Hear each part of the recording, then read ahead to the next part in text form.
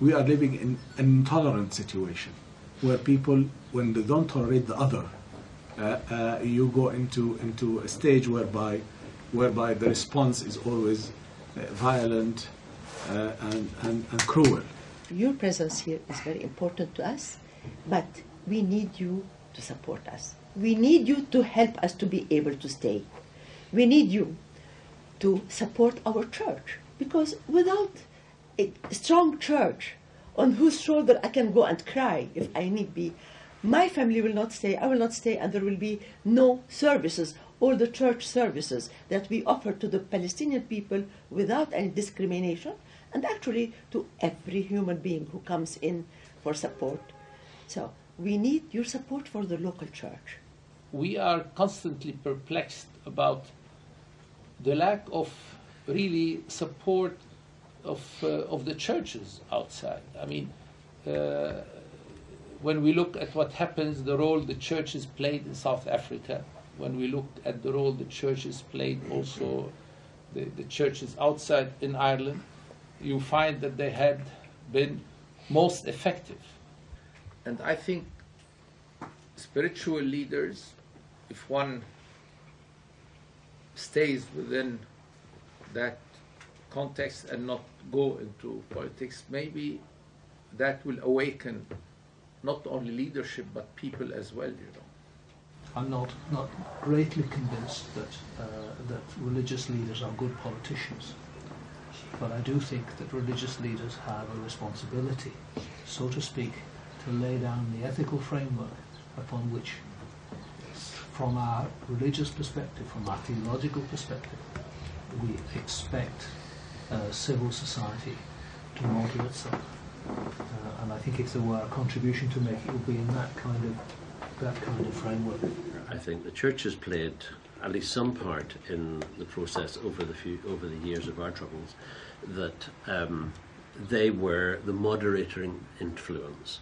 I'm quite sure that our conflict would have been infinitely worse had it not been for the calming and moderating influences of the churches. And I'm sure that that is something as Christian churches that we would encourage you to be and to do. In difficult circumstances we accept. But I suspect that when they hear you saying that they won't be here forever, they see that as a very serious threat. They're obsessed about security. I mean, that's why I ask, are you listening to each other? I mean, you know, we've heard very strong statements from both sides, but I don't know if the twain are meeting. No, I'm sure that you will find the right conclusions because our values are shared values, and what is right for you is right for me.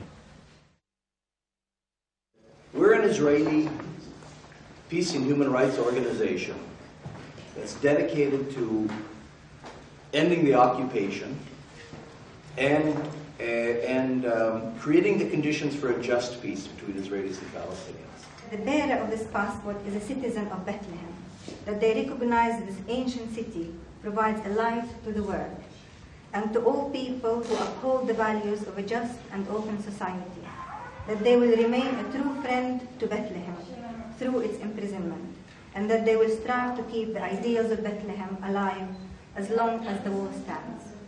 So we really believe that you are friends of our city, but we also hope that by coming here, you will have the courage to be real ambassadors for us and to be voice for the voiceless in your country. So first of all, I probably won't maybe call your name by name, but this is for Cardinal.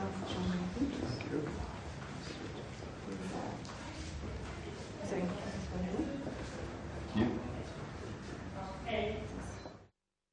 I hope we've left a good impression. We've come to listen, and we've tried to do that, very genuinely tried to do that. Even when we were trying to nudge people in a particular direction, we were careful not to imply anything. I hope that we have brought a concern. I really felt I was word weary. I could see both sides clearly. I could feel for the Palestinians. I could feel to a certain extent with the Israelis. I think what the solution is that the security of Israel would be guaranteed, so therefore there must be an end of the launching of rockets from